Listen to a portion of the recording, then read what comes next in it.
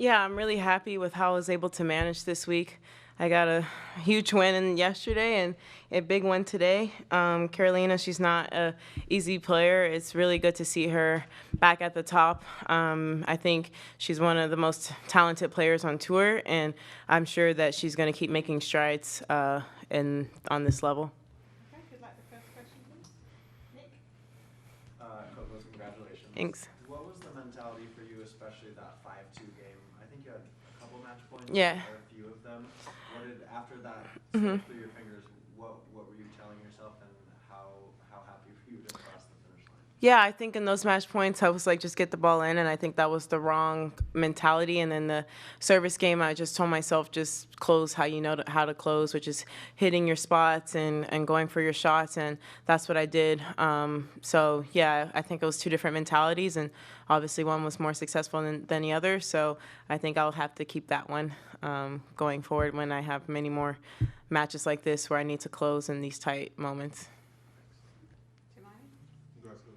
Thanks. You said on court that there's been times when at night when you were crying and trying to figure out, how to improve. Just wondering, what has that been like, particularly, coming to terms with, I guess, how to improve, but also kind of understanding that you're still on the right path, and what has it been like improving? Yeah, for me it was just like difficult because I knew what I needed to improve, and I was going in practice and I was working on it, and it just wasn't translating into the matches, it still can get a lot better. The things that I want to improve, I mean, for me the biggest things was my serve, forehand, and return, and today I really won it off a breaking serve. To be honest, I wasn't really serving as good as I did against Iga, and I don't know if it was nerves. I wasn't really that nervous, to be honest. I think also a combination of the long match yesterday. So yeah, I wasn't serving as well, but I think that's what makes a champion is how you're doing on your days you aren't feeling so great, and I'm glad I was able to push through. This gentleman at the back, yeah. How you doing, Coco? My name is Owen Davis. I'm the sports editor for the Cincinnati Herald, Oh. Cincinnati's Black Weekly. Hmm. Your journey is such inspiration to many of us in the Black community.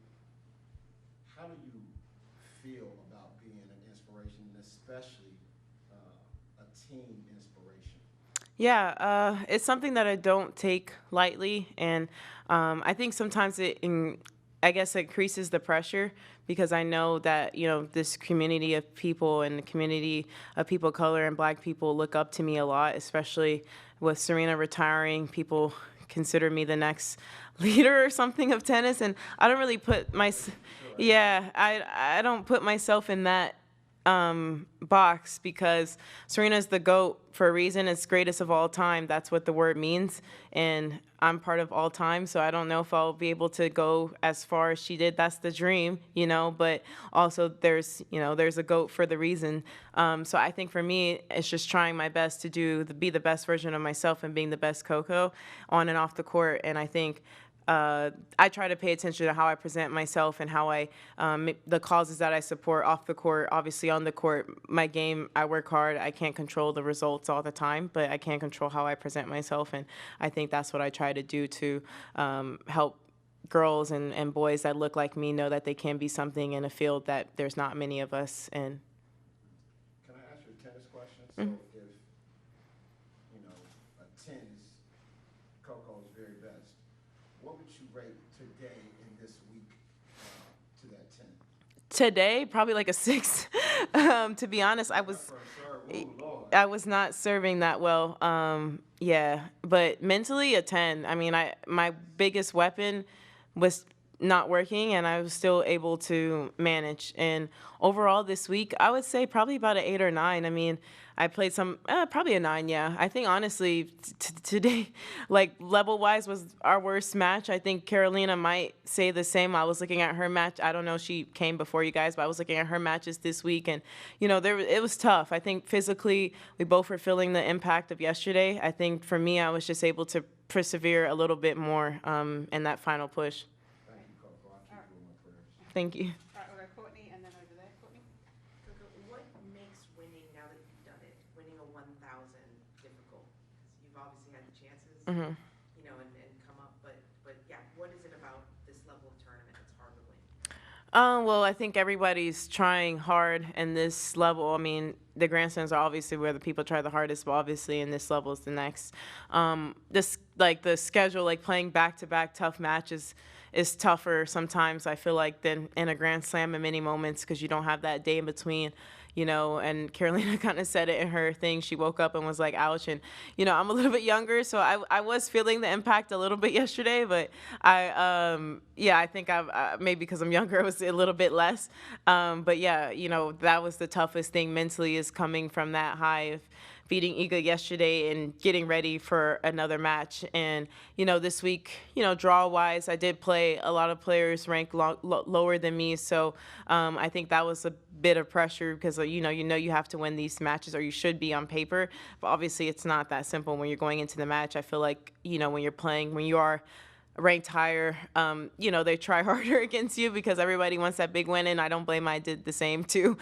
So yeah, I think for me it's just the back-to-back matches that are the toughest on this level. And especially, I'm glad I was from Florida, so the heat today wasn't nearly like I experienced in Florida. So it was hot, but not as much as in South Florida. Okay, over here. All week I've been asking players about the future of this tournament, and you sit out on court that you would like to see it stay in Cincinnati.